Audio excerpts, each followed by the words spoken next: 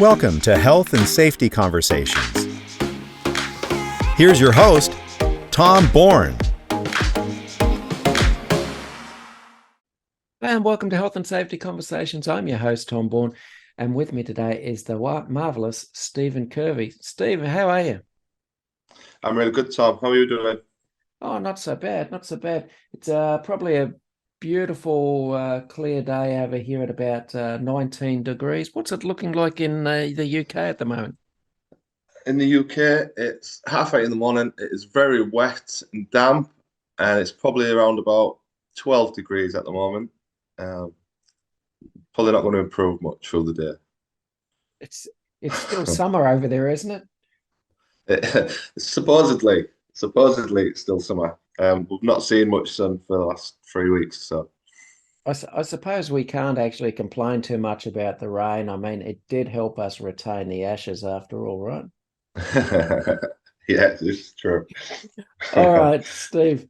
I've done a little bit of research on you, but for those who haven't heard of you, can you tell us a little bit about yourself, your professional journey, and what are you up to now?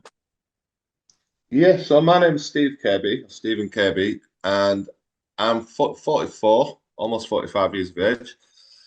I started working in demolition when I was 20, and then I went on to work in demolition and construction as a 360 operator for around 20 years, up until about 4 years ago. 12 years ago, I was involved in a workplace accident. I was working as a 360 operator. We dug out a trench on this site to install a new fire hydrant system, an underground high pressure fire hydrant system. This system, we'd installed about 60 meters of pipe work, 600 mil pipe, and I couldn't dig the next section out until that section had been tested, hydrostatic pressure tested. An accident happened, which we'll go into, and this led me to struggle with my mental health, my physical health for a long time. A lot of lessons, a lot of learnings, a lot of counselling, a lot of therapy.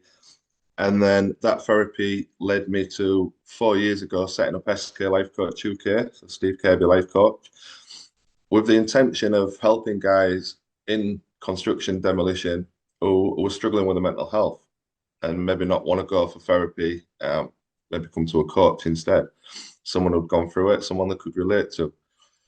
My story got out there on LinkedIn, and ScanScare, which was a huge company across the globe, really, saw my story, got in touch, and I shared it with them, and that led me to now traveling all over the UK and online, globally in a few occasions, sharing the story so people can learn the lessons learned of behavioral safety and the importance of mental health. And I've been doing that for the last 4 years.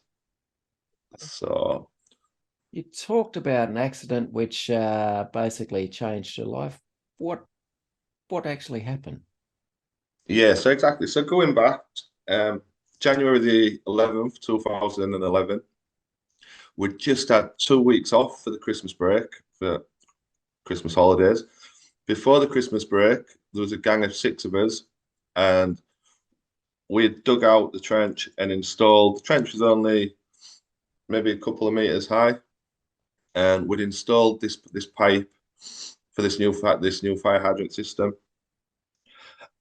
We got back after the Christmas break, and our management team said, "Right, you can't dig the next section out until we've hydrostatic pressure tested that section." Now, they couldn't get a team in to do it. We had no training in it. I'd never seen it done before, heard of it done. A lot of my work had been within demolition rather than construction or utilities. And what had happened was they brought a guy in through an agency who had a streetworks card, which that streetworks card over here apparently gave him the competency to be able to do this hydrostatic pressure test. He said he'd done many before, he was experienced. So we went through the RAMs, the risk assessment, method statement, signed all the permits to work. The method statement was really, really simple. It was a case of fill the pipe with water until there's water coming out the valve. Once there's water coming out, close the valve, turn the compressor on, and pressurize it up to 28 bar of pressure. It seemed really, really simple. I believed I was a competent person with the experience I'd had on sites within demolition, within construction. I was a confident person, and I took that as competent. When we got onto the actual site, onto the job, we did our own on-site risk assessment, slip strips, access, egress, that type of stuff. It was thick snow in the UK just after Christmas. It was icy, it was freezing. The full area was just full of like water and flooded and snow. But the work area was working in was we believe safe to go ahead and carry on. Me as a 360 operator, I had nothing to do really. I just got in, typical digger driver. It was cold, so got in my little 8-ton machine, turned the engine on, turned the heaters on, sat in my digger, nice and warm, and that was it. That's all I had to do until this test was done. And then once that was done, I could then start digging out the next section once this was being passed off. The guy started the test, and after about an hour of pressurizing, it was about 3 bar of pressure. The spigot end started to leak at the flange, just a really small little squirt of water. So John, the competent guy, stopped the job. He said, right, we need to get in there and tighten that nut and bolt up. We had 2 young lads with us who was both only 18, Anthony and Jordan. Really keen, really eager to get something done. It was, like I said, it was wet, it was cold. They didn't want to just be sat about. So they goes into the trench, goes down the ladder, enters the trench. You've got Anthony stood in front of the spigot end, and you've got Jordan sat on it, facing each other to get the leverage to tighten up this nut and bolt in the area it was leaking. That does that, that gets out, turns the compressor back on, carried on pressurizing. Another hour or so passes, gets to about 5 bar, starts to leak again. Again, same scenario. John stops the compressor, they jump in, they tighten it up. We started at about 8:30 in the morning. It got to about 12:30, and it was at 10 bar and leaking. Now, at this point, something didn't feel right. So I popped my head out the digger, and I said, look, guys, before you get back in there, just something doesn't feel right. I don't know if it should take this long. I don't know what it is, but just can somebody go back to the office, explain to the manager exactly what's happening, and before we go any further. So James, one of the other guys, jumps in the works van, 5-minute drive through the site to the office, goes and sees the manager, explains to him it's leaked at 3 bar, 5 bar, now 10 bar. What do we do? He went onto St. Gobain's website who manufactured the pipework, and it stated on there that this pipe could be tested up to 38 bar, no issues, if all put together correctly. So he said, where are you at? So he said, 10 bar. He said, no, just carry on, it'll be fine. So James comes back, he said it'll be absolutely fine, carry on. So the guys get in, tighten it up. It then gets to exactly 2 minutes past 3, and I heard the guy say, it's leaking again. Now, it was at 18 bar of pressure, and I'm sat in my machine, and I'm looking at the time, and we normally pack up for about 3:45. We finish at 4 o'clock in the afternoon, and it was just after 3 o'clock. Now I'm thinking, I don't want to work late tonight. There's no way I'm staying late. We've still got another 10 bar to go. This is going to go on all night.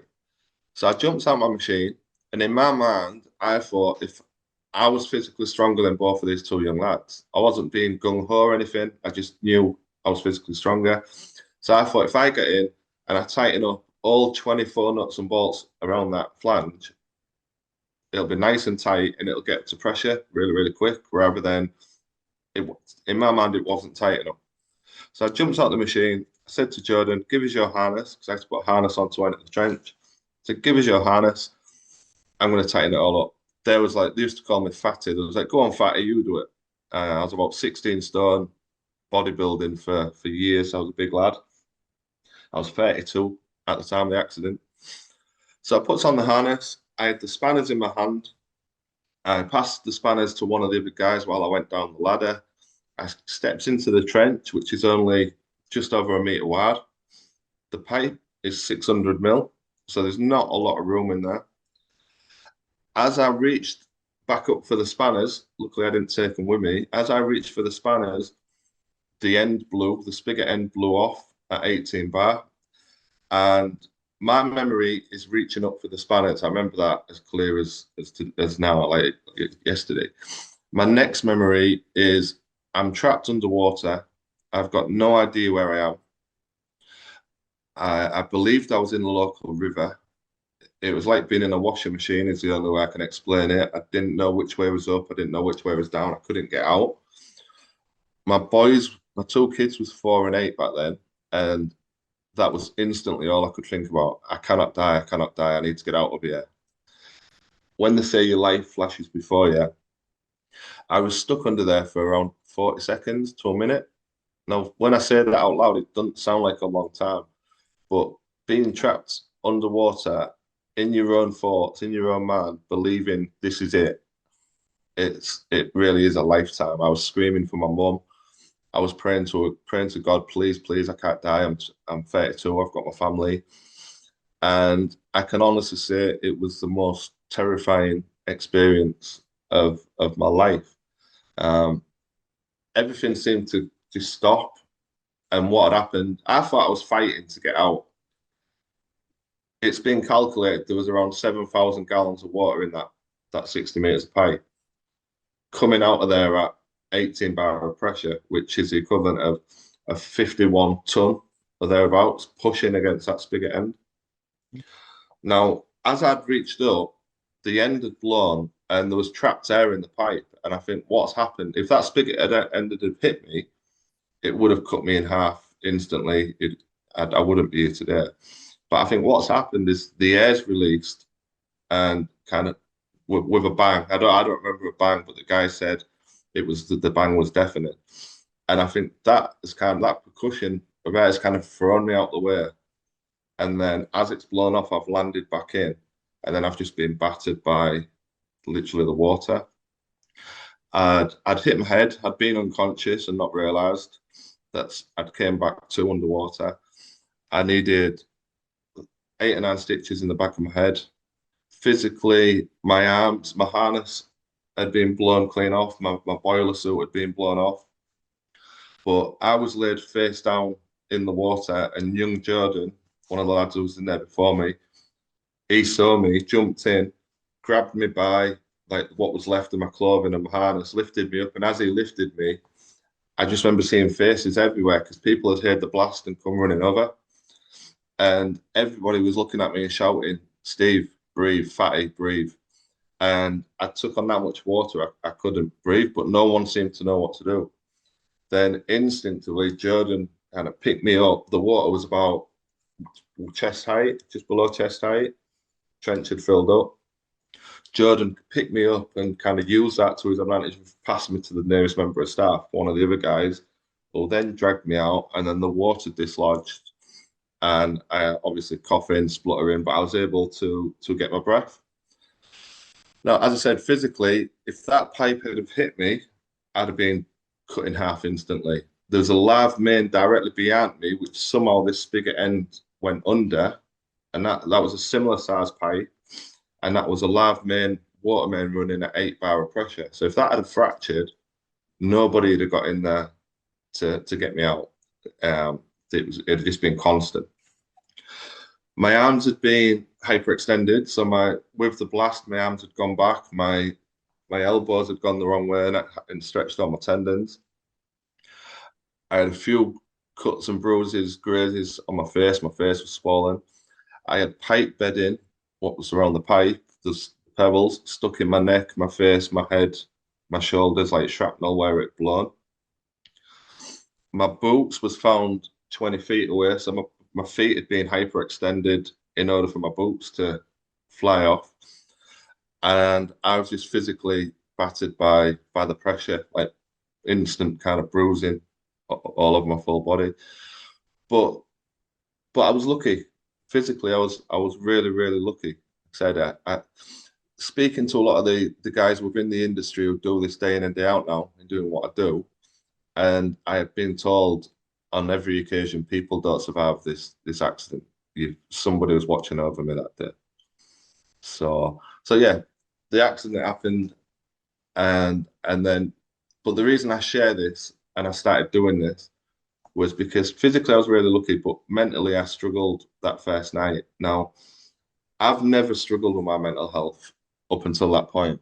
My mum and dad divorced when I was young, when I was 10. I'm brought up on a council estate in the UK, a single mum and my sister. And I kind of grew up quick and I was brought up to be tough. And being tough around here meant not showing emotion. Emotion was seen as weakness. And at the age of 32, I believed I was mentally strong. If any of my colleagues said that they needed 2 weeks off work or 3 weeks off work because they was depressed, it wasn't really mental health 12 years ago. You didn't talk about it as mental health. You thought it was just depression. And if any of my colleagues or friends said, "Oh, I've got 3 weeks off because I'm depressed," I was the guy telling them to man up and get on with it. And said, "It's in your head. You can physically do your job. You're using it as an excuse to stay off. Now, you either go or get on with it. It's a choice." And I just didn't understand it. But then that very first night, I'd gone to hospital in the end, but I'll come back to all that. Eventually, I got to hospital. Once they'd stitched me up, cleaned me up, done a lot of X-rays and scans, they wanted to keep me in, but I said no because I had a head injury and I'd been unconscious. They said we need to keep you in overnight for observations, and I just wanted to get home to my boys. I said not a chance. I'm going on. It's about 11:30 at night. I eventually discharged myself and got home. Laid with my boys and my partner at the time until they fell asleep, and was just at the time I don't think I realised how big everything it all was. You know, like the severity of it or anything. I knew I'd been in an accident at work, and that was kind of it. When I tried going to sleep myself that night, the second I nodded off, that instant, I was back in that trench. I was back underwater, the bubbles, the sounds, the smells, everything about it. I was back in that trench, praying, screaming for my mum, praying to her God, please, please, I can't die. Katie, my partner back then, the boy's mum, she woke me up and she said, "Steve, you're having a nightmare." I was sweating, couldn't breathe. I was having a full-on panic attack. She got me a glass of water. I calmed down. The following, like a couple of hours later, when I calmed down a bit again, tried to go to sleep again, the exact same thing happened. As soon as I fell asleep, I was back in that trench. I was trapped underwater, praying, screaming, please, please, I can't die. And then again, Katie woke me up. Now, the next day in the morning, again, I'll come back to that. But later on in the day, my way of taking, I thought if I have a couple of lagers, a couple of beers, a couple of tins, it'll take the edge off and I'll calm down and I'll be able to go to sleep. Them couple of beers led to maybe 10 that night. The following day, it was again. The following day, it was any spirits, any whiskey, vodka that we had left from Christmas. By the end of the week, I was sending Katie to shop for cheap bottles of cider, anything that she could get for me. And I was self-medicating to block it out and to help sleep, but that just made it worse. And I hadn't seen it at the point that it was worse. In my mind, I believed it was helping me. I couldn't stop shaking. It was taking that away. And within a couple of weeks, the argument started because Katie told me I was drinking so much. I was angry. I was agitated. I was shouting at the boys for no reason. I was pushing them away. Harry was 4. He wanted to play with his dad. I'd physically push him away. And then I'd realised I'd pushed him away and I'd sit in the bathroom and I'd cry my eyes out for 5 minutes. And then I'd splash my face and I'd walk out and Katie'd say, "You all right?" And I'd be like, yeah, I'm fine. I'm good. Now, I wasn't good. I was broken and I was sinking. But I wasn't going to admit that I was broken. And I was like, yeah, I'm dealing with it. I fell out with my parents because Katie wouldn't get me no alcohol. And so I'd ring my mum and say, "Will you do me a favour? Will you drop me a bottle of vodka off or a crate of beer?" And she'd say, no, you're drinking so much, you don't need it. And I'd be like, "Don't tell me what I need. I know what I need."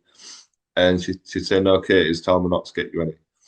And I said, "Right, well, I'd use emotional blackmail. I'd be like, if you're not going to bring me it, don't come and see the boys because you're not seeing them. if you can't help me, then you don't love me, basically. And literally fell out with everybody, through the drink, through the depression that I'd sank into.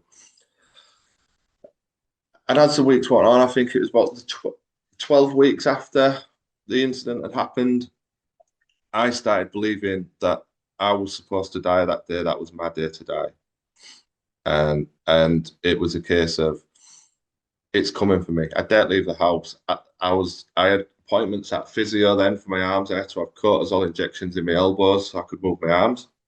Yep. And I wouldn't leave the house to go to physio because I truly believed that it was like the film Final Destination.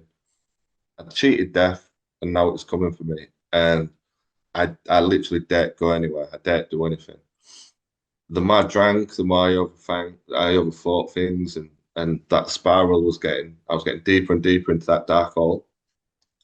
And then I started to just question myself and think, well, why am I waiting for it? Why don't I just do it myself? And became really, really suicidal. Katie, we had a massive argument, and she said, right, you need to ring a doctor and get help because you can't live like this. We can't live like this. It's not fair on the kids. And if you're not going to ring a doctor and get help, you need to pack a bag and leave. Now, in that moment, my ego got the better. I thought, right, I'm leaving. I'm going. You can't give me ultimatums to know like that's. And in my mind, I was going anyhow. I wasn't going to be here much longer.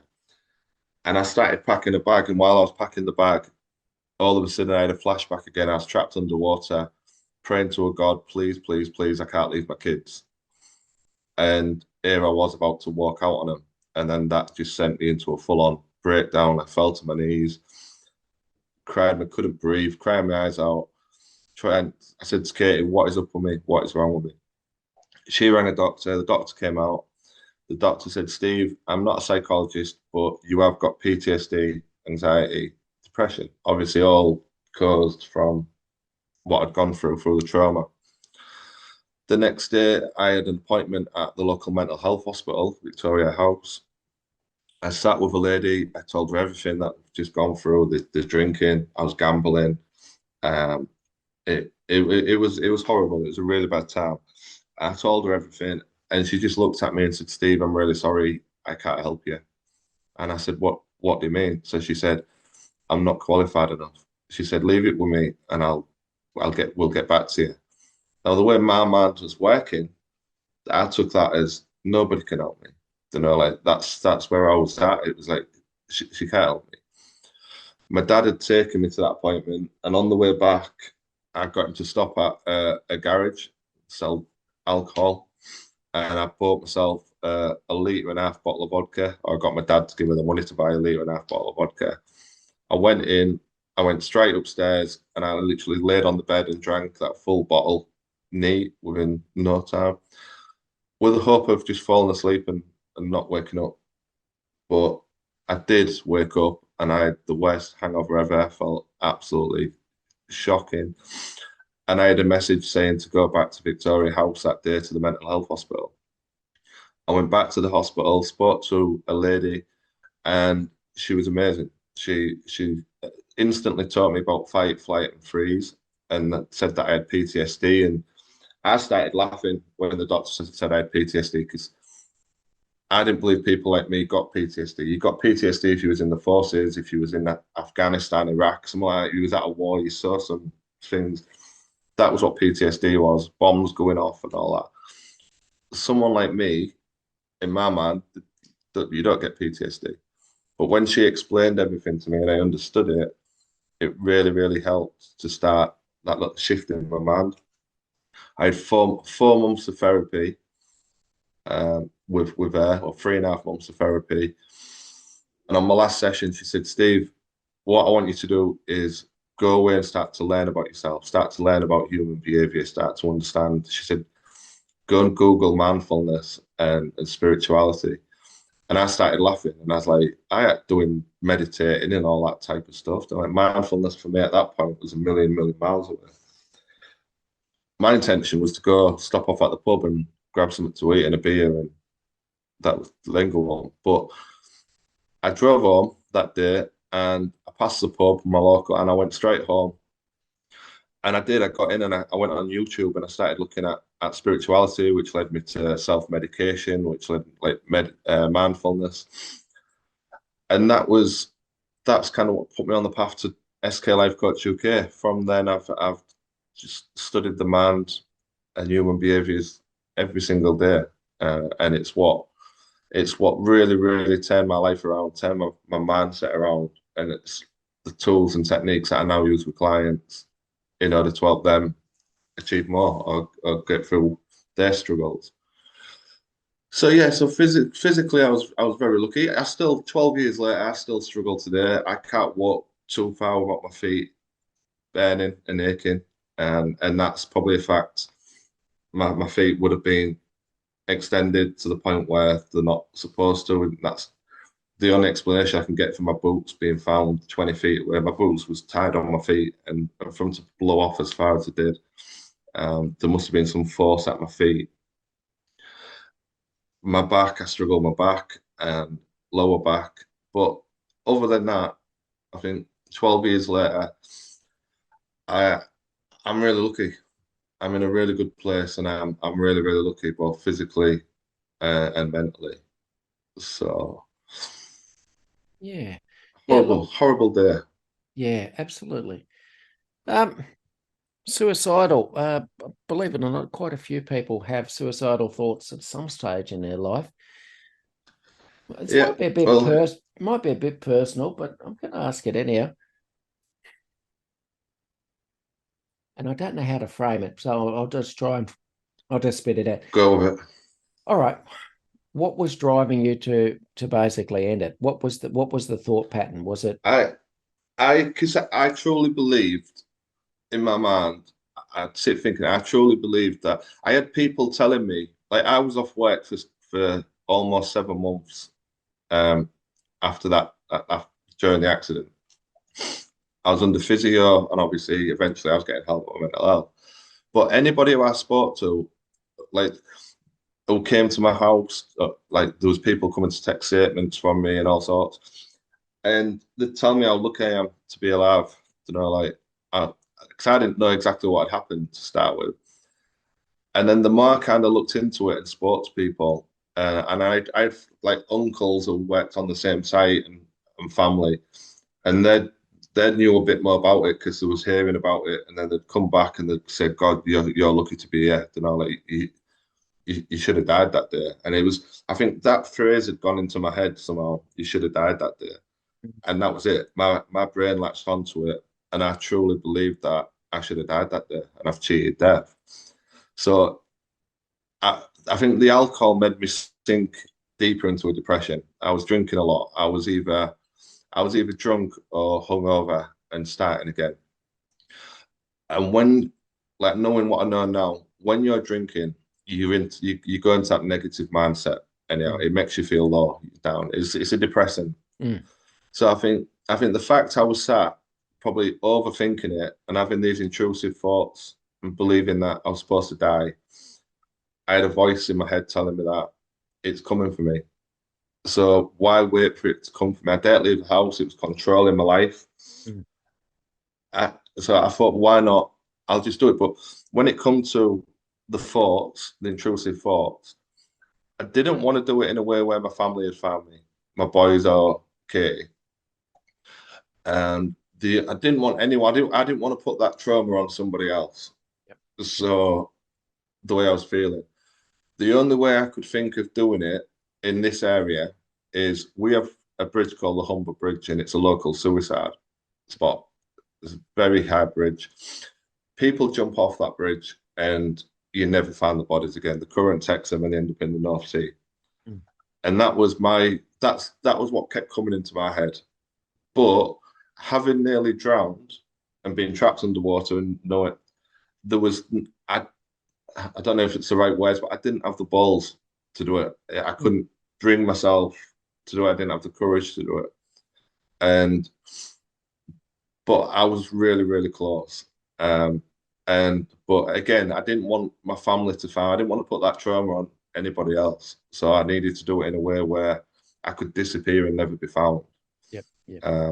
But thankfully, Katie gave me that ultimatum that day and said, look, you get help or you're gone. And something flipped, and from that day I got help. And instantly, once I'd reached out and spoke to somebody, the help through the NHS, because it was all done through the NHS, it wasn't amazing and it was kind of rushed. And once you get an hour, and once your hour's up, it's like, right, we'll see you next week, blah blah blah.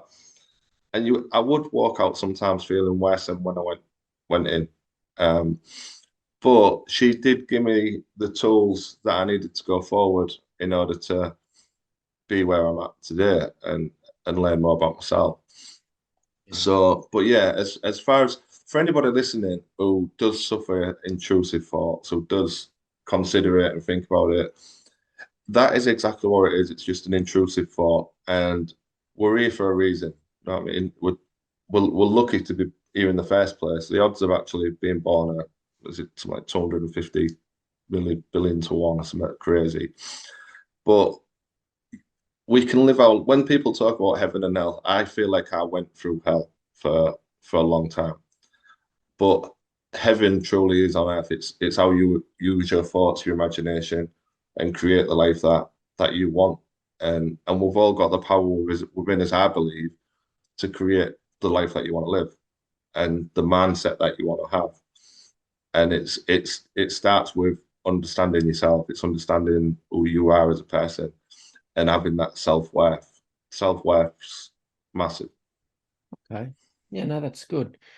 All right. A lot of men struggle to admit they need help with mental health. What do you reckon that is? I think it's just the way.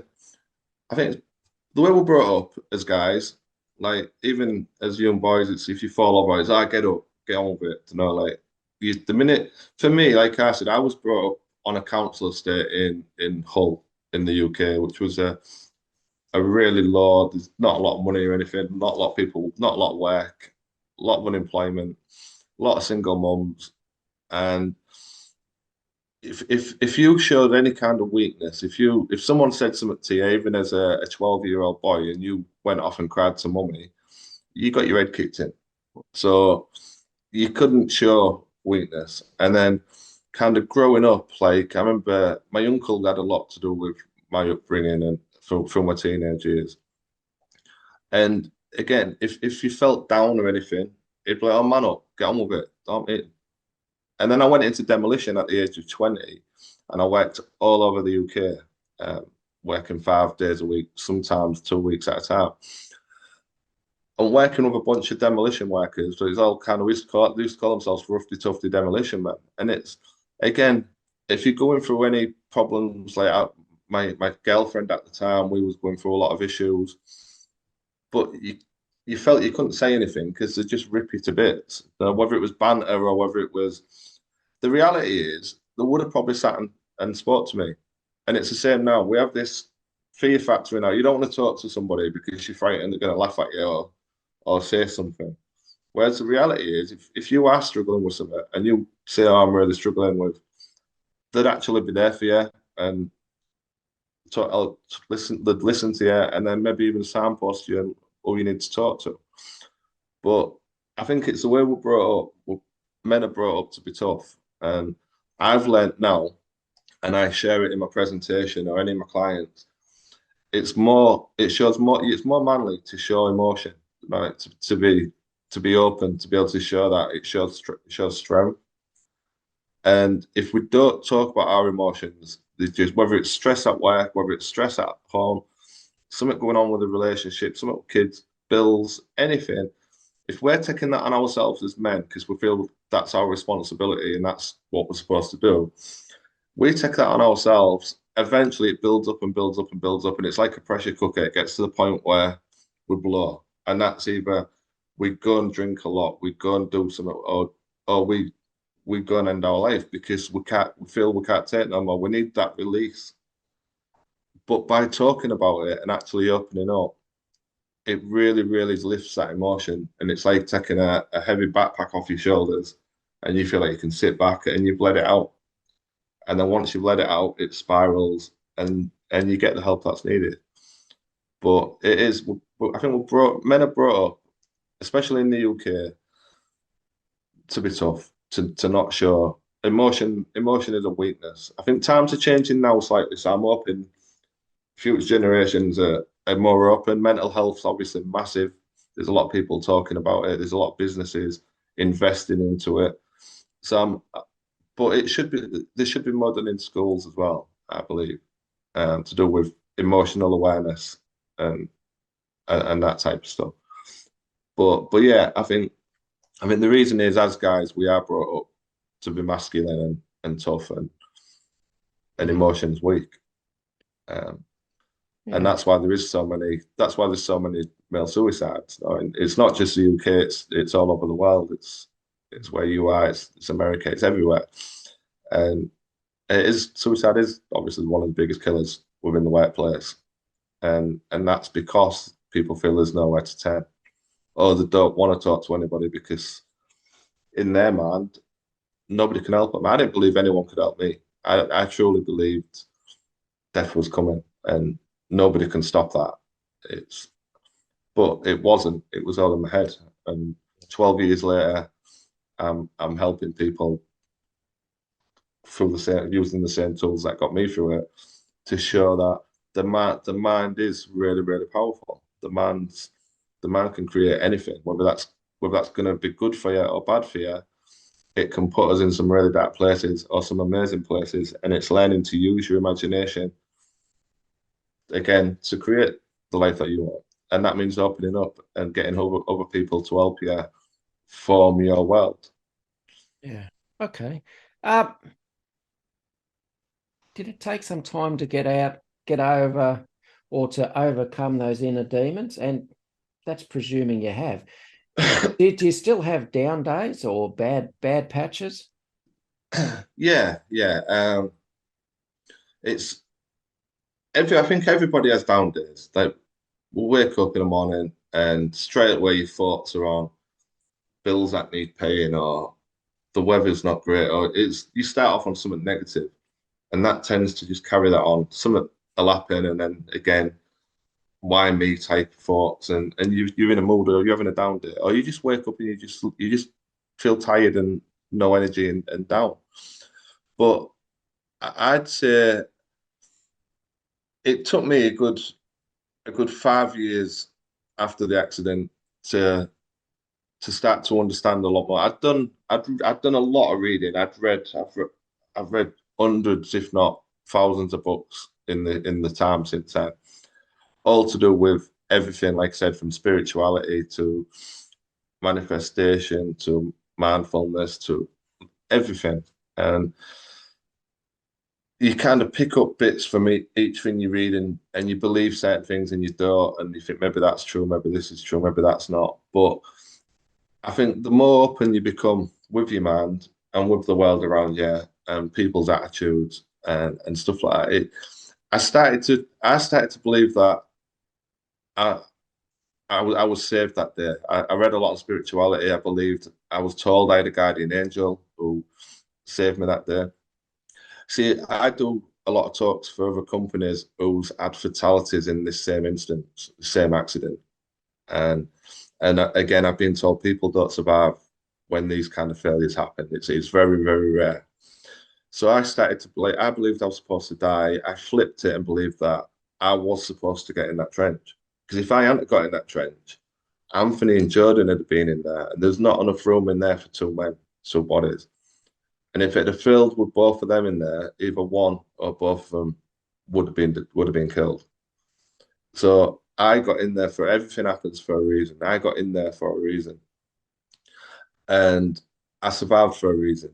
And then like now, how I see it now, every single day is a blessing.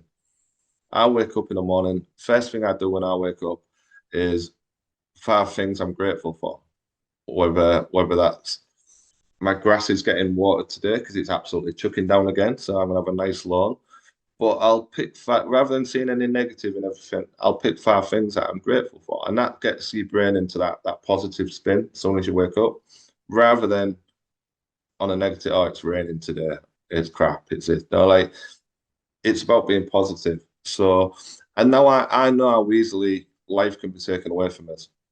And I think that was one of the biggest factors that put me to where I was at, because I was fit to two. I was 16 stone. I was solid muscle. I'd worked out since I was 16.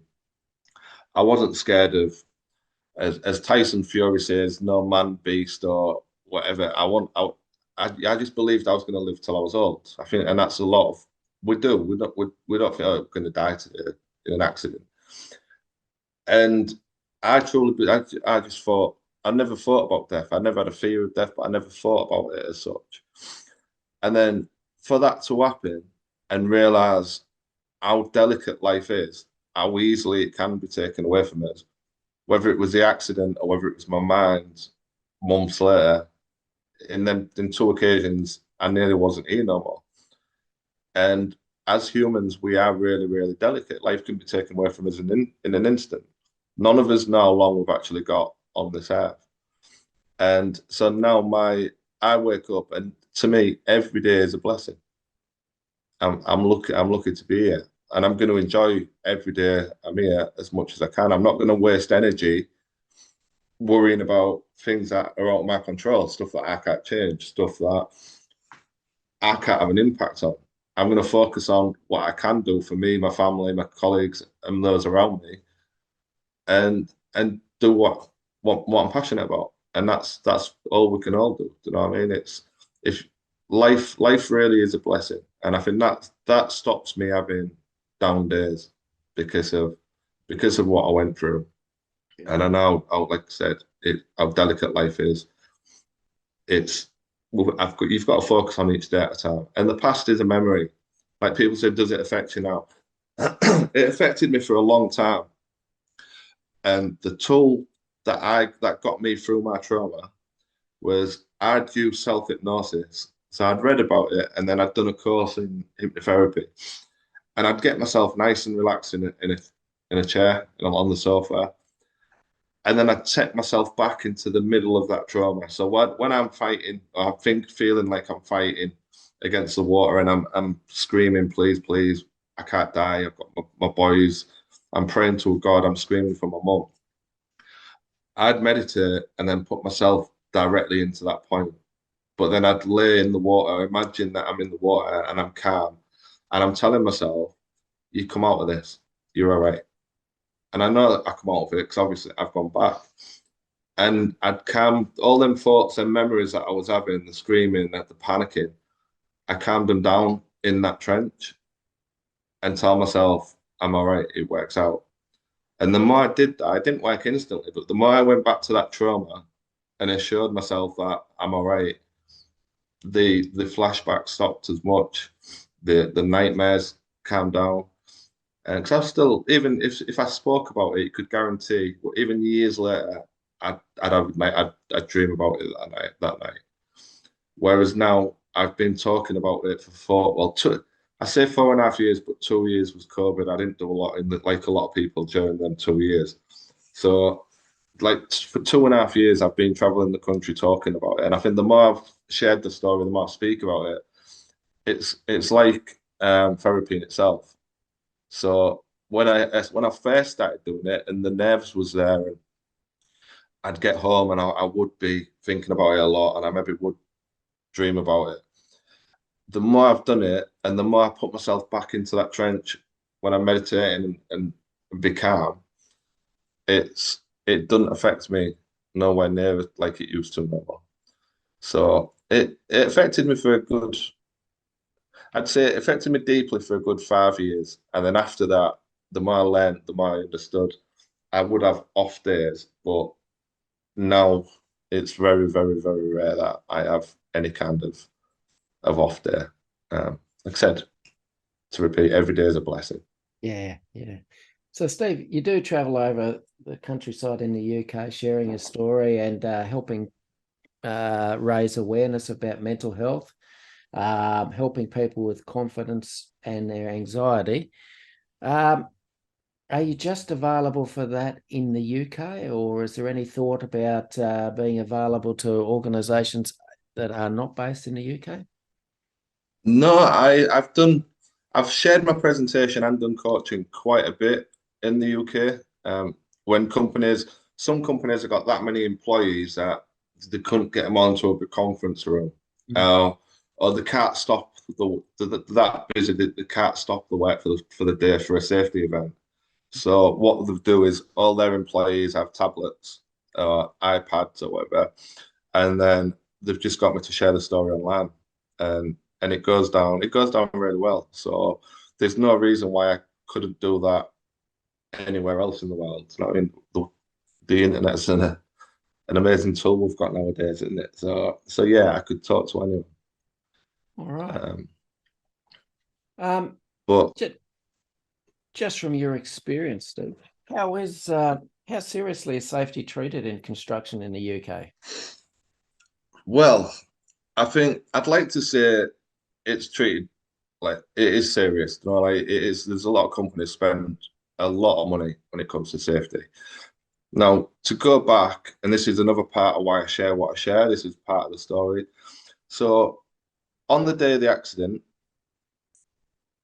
the client had their own on-site ambulance. It was a large site, big client. The ambulance came out to me after about 15 minutes when they finally got through to the emergency team. And I was stripped naked and put into a clear hazmat suit, a paper suit. It's fixed, no, it's freezing. They had no, I think because of my size, they had no clothes that would fit me, and they had no blankets in the ambulance. So basically, they stripped me naked, put me in a paper suit, and put a jacket on me, a white coat, cleaned all my face up, cleaned my head up, put a gauze on my head. And then they took me in the ambulance to their own medical centre on site. Again, tried to clean me up a little bit more while they was talking. And then they got me back in the ambulance in blue flashing lights and sirens. And they took me, and I thought I was on my way to the emergency room, to A&E.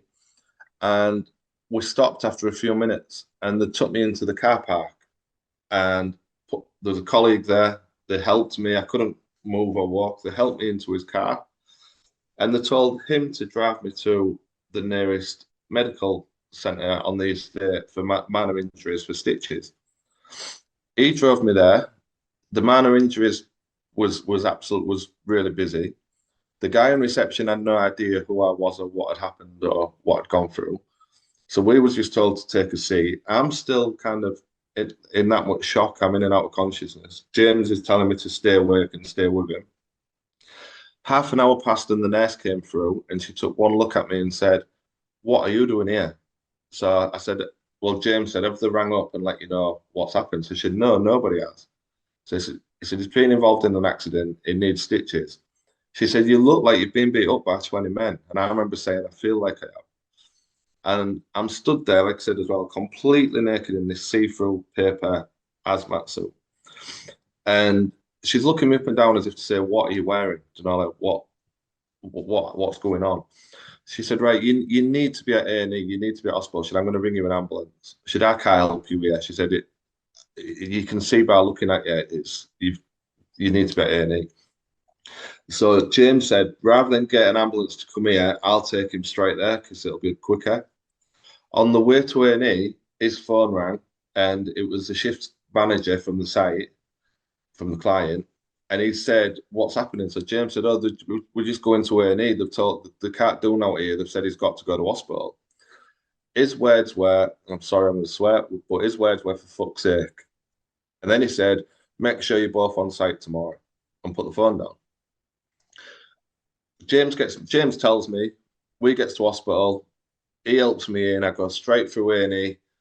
They stitch me up. They take all the pipe bedding out. They clean me up. They do all the scans.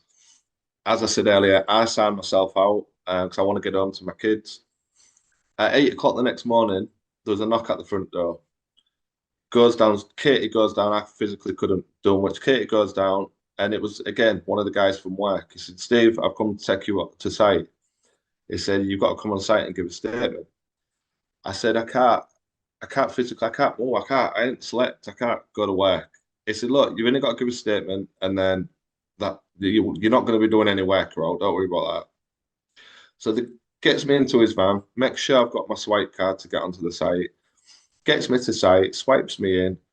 I go in the office, the managing director from the client, from the principal contractor comes over, who I'm working for. And he said, God, you look like shit. I said, yeah, I feel like it. I said, what's happening? He said, right, I need a statement from you. So I said, well, can I give it now then and get off because I'm in agony. I couldn't move my hands or anything. My arms, everything was seized up. He said, no, he said, I need to speak to the other five guys first, then I'll speak to you. He said, it'll be about 1:30. So he said, don't worry, go and sit down. We'll get you a coffee. Don't worry, we'll look after you. I'm sat in the office and another supervisor comes through and said, what are you doing here? I said, they've told me I've got to come in and give a statement. He said, I bet they have. He said, get in my van. I'm taking you home. So then he helped me into his van and he takes me back home again. And then I was off work for 7 months. They came to my house the following day, took the statement. The day after that, they sent an occupational nurse to my house to assess me. And she said, they want me to say that you're going to be back at work on Monday. She said, but you're going to be off for a long, long time. She said, looking at your injuries, it's going to be months and months. And it was almost 7 months. The accident happened in the January. I went back in the July of that year, 2011. Now, when I set up SK Life Coach or had the idea for Steve Kirby Life Coach UK, I got in touch. Well, Skanska got in touch with me and said, can you share your story? Now, I had nothing to show. So I got in touch with the client and I said, have you got any information from the investigation that I can use in a PowerPoint? I said, I'm not going to name you. I'm not going to name contractors or anything else. There's just lessons to be learned from the accident, the behavioural safety side of it, the mental health side of it. And he said, no, he said, I don't think we're going to want you to do that, Steve. So I said, well, you can't stop me doing it. It happened. It's personal event. He said, leave it with me. I'll get back to you. Anyhow, 3 weeks passed. I've been trying to call him, email him, totally ignored me, nothing. So somebody else I was talking to said, why don't you write to the HSC, the governing body, for the Freedom of Information Act, and they'll give you the full investigation. So I wrote to the HSC, I explained who I was, the day of the incident, where it was, the location, everything. And I got an email back a few days later saying, sorry, Steve, we've got no record of who you are. Oh, my God. So I then was in a bit of shock because I knew there was an investigation, but I thought because the site, that area, the job got shut down while people got laid off. And I knew there was an investigation, but I didn't realize the HSC wasn't involved. Now, I then got in touch with the client and said, he'd been ignoring me for 3 weeks, wouldn't return my calls, sent him an email saying, how come the HSC don't know anything about the accident? He rang me within a few minutes and he said, what do you mean, the HSC? So I said, well, I wrote to the HSC to get some information and they don't know who I am. He said, oh, do you want to come on site tomorrow and we'll explain to you how we reported it? So I said, yeah. So I went onto site. Their health and safety guy who'd since retired, they brought him back for this little meeting. So there's me, him, and the safety guy sat there. And I was expecting to see a laptop or a folder or some kind of report, something to show me. And all what they had was a A4 bit of paper with dangerous occurrence wrote across the top. And in a small box on this page, it said, operative suffered minor injuries during a hydrostatic pressure test failure. And that was it. So I said, minor injuries? He said, well, yeah, you didn't break any bones. So that's classed as minor injuries. I said, if it was someone you knew personally, or if it was you, or one of your colleagues who you actually knew at the time in that trench and went through what I went through and needed physio because they couldn't move their arms, they needed cortisol injections, stitches in the back of the head, they'd been unconscious, spent 2 hours picking pipe bedding out of the skin like shrapnel, would that still be classed as minor injuries? Or was it just because you didn't know me and I was just a worker and that's why it was just minor injuries? So he said, look, I'm sorry. He said, that's how it was reported. And then I said, can I take that away with me?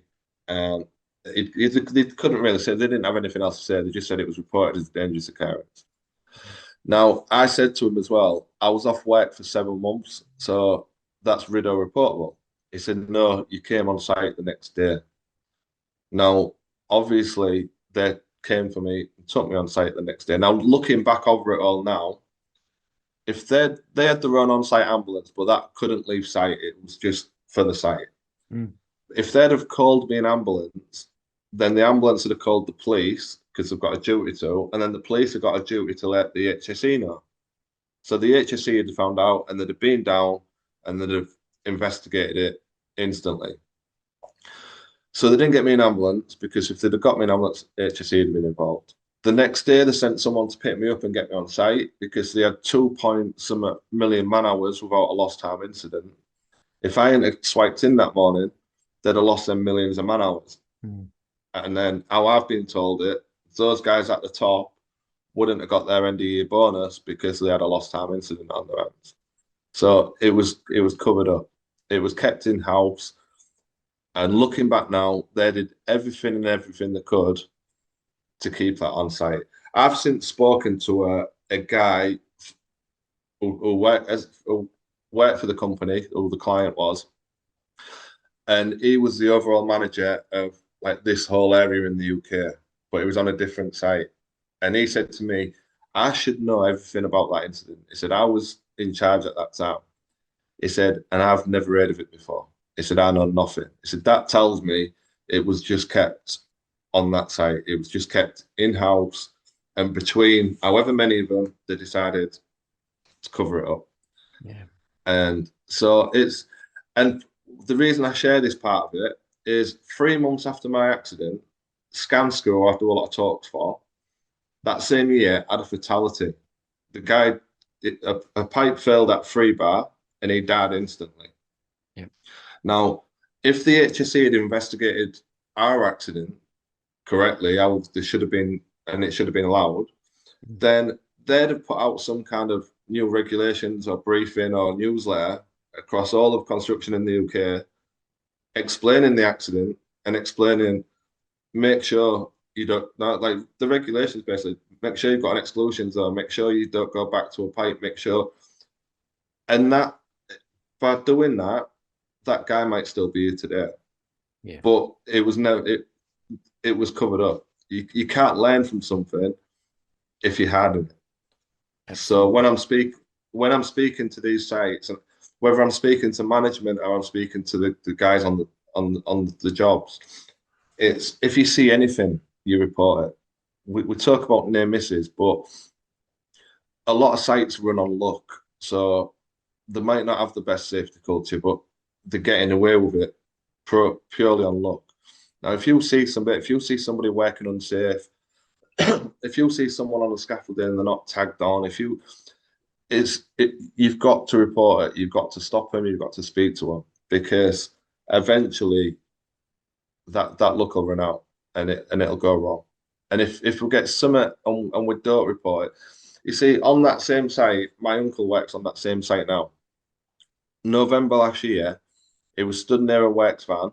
He's a scaffolder or a scaffold manager, and he got run over by a mule, and mule ran into the back of his legs. Apparently, the sun was in the guy's eyes. It was in the basket of the mule, moving. Didn't see my uncle. My uncle screamed out. The guy stopped. Now, that client is different principal contractor, but same site, same client.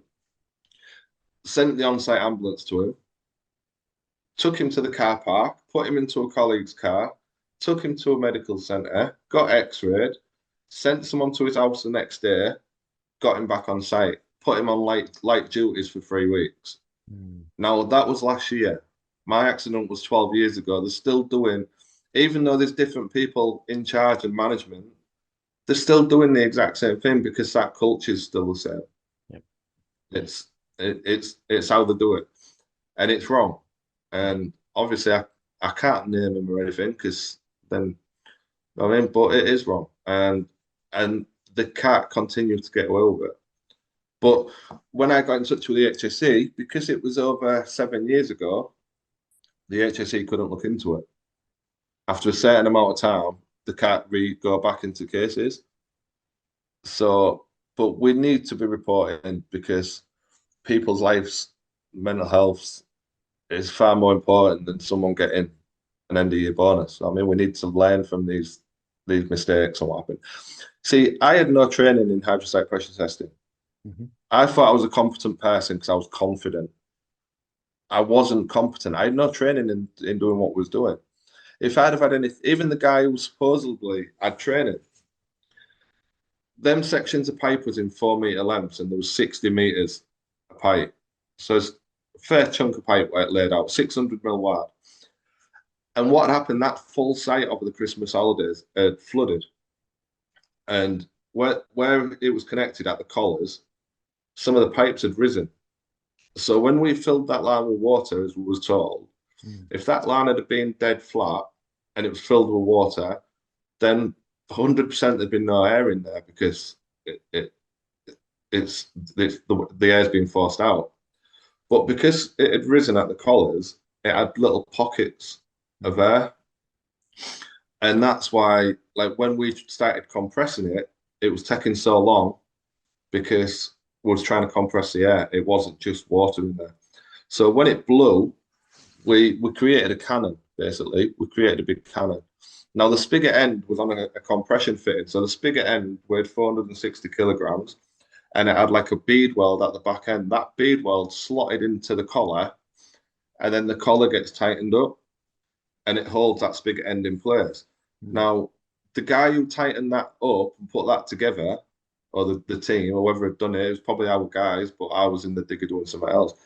But they wasn't told it had to be at a certain torque. So they tightened it, and they tightened it as tight as they could get it, thinking they was doing the right thing, thinking that's how it needed to be. When in fact, the damage to the bolts, what was holding it, because it'd gone too tight, the damage to the weld, and then with the air in the pipe as well, we literally created a loose cannon, which could have gone, it could have filled at 3 bar, 5 bar, it could have gone at any, it went at 18 bar, literally as I entered the trench. But it could have killed any of us that day because of a lack of training, a lack of understanding, a lack of communication. When we went back to the manager and said it's leaked a few times, it doesn't matter how busy he was, he should have got off his ass and come out and had a look at it from his own perspective. He'd have seen straight away that it had peaked and there was air in there, and it had said, right, stop, don't go back in that trench. Turn everything off, strip it all down, we go again. But he didn't. He was too busy. And when you've got a manager telling you that everything's all right, carry on.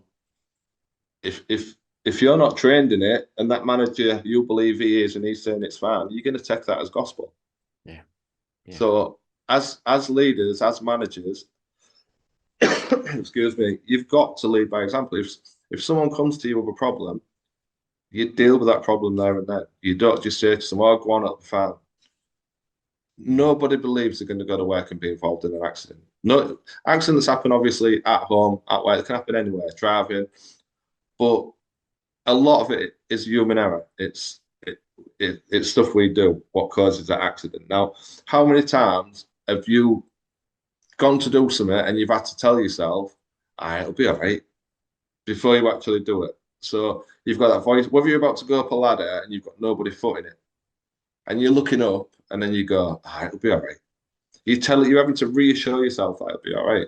If you're having to do that before you do something, there's a chance it's not. So before you actually do it, actually evaluate what's the worst case scenario. What if it does go wrong? And really stop and think. And then if you need somebody to foot that ladder, get somebody before you do it. If you're about to cut your grass in a pair of flip-flops and you're looking at your feet and you're thinking, should I change my shoes? It'll be all right. Will it? Know what I mean? What's worst case scenario? Are you going to lose a big toe? Is it going to take 2 minutes to go and change your shoes? PPE at work, it's there for a reason. The amount of times I've done it myself, I haven't had no e-defenders while I've been using a jackhammer, and I thought, it's only 10 minutes, it'll be all right. But it's not. Know what I mean? It's the minute you're questioning yourself, you stop and you evaluate and you look at worst case scenario. And that's kind of the message I get across. That's where I want to kind of, when I do my presentation, it's, it'll be all right, but will it? Why won't it happen to you? what makes you so special that you don't have to wear that PPE. You can cut that corner. Why will you get away with it when other people don't? I mean, we're all human. We're all the same. It can happen to any one of us. I never believed I'd be in an accident at work. I never believed I'd be a public speaker, a keynote speaker, speaking to 500 people, or being invited onto podcasts to talk about safety. It's not something that I'd planned or I envisaged. It's just this is where it's taken me because of that accident, and I wouldn't change it. Yeah. You know, if it hadn't been for that accident, I wouldn't have helped the amount of people that I've helped today. And I've had there's no better feeling as a coach than someone saying you've changed, you've helped turn my life around. And it's like you've done it yourself. I've helped you with the tools and techniques, but you're the one that's put the work in. You've done it. But even so, there's no better feeling than knowing that you have helped that person. Because and if I hadn't gone through what I'd gone through, I wouldn't be doing what I'm doing. And same as doing talks. When I do my presentation, you guarantee I've got a group of people wanting to come and talk to me afterwards because they're struggling with their own mental health and they can relate to me. Therefore, they'll open up to me. And I look, it's something I'm passionate about. So if I had to do things differently, then obviously I had no training in housing testing. I should have refused point blank to have anything to do with it. I should have never got in that trench. Yeah. I had no reason to get in that trench. I got in that trench because I believed I was physically stronger than the other two kids. And I could have sat in my machine, got paid overtime until that pipe was finished. But something told me at that point to get into that trench and tighten up the nuts and bolts. And I do believe everything happens for a reason. And I'm a big believer in that. Yeah. So if I hadn't got in that trench, Jordan and Anthony potentially won't be here today. Yeah. Steve, just a couple of questions because to finish up because our time's running out. Yeah. Firstly, how do you go in water these days? That's a good question because we literally went to Pretaris a few weeks ago and we went on a little cruise. It was only a few hours, a small boat, and it took you to like Fig Tree Bay and around that area, Blue Lagoon, and you could go and swim with the turtles. Mm. Now, I can swim. I'm not the best swimmer, but I can swim. Before the accident, I had no problem. I'd jump in deep end. I had no problem getting back out again. But since then, even the smell of water at one point had made me start shaking. That doesn't happen now. But we'd gone and everybody was jumping in to swim with these turtles. And the guy said, "Are you going in?" And I was like, "No."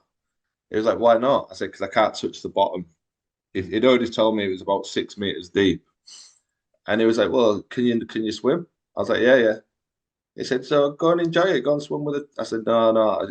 If I can't touch the bottom, I'm not going in because potentially I can drown."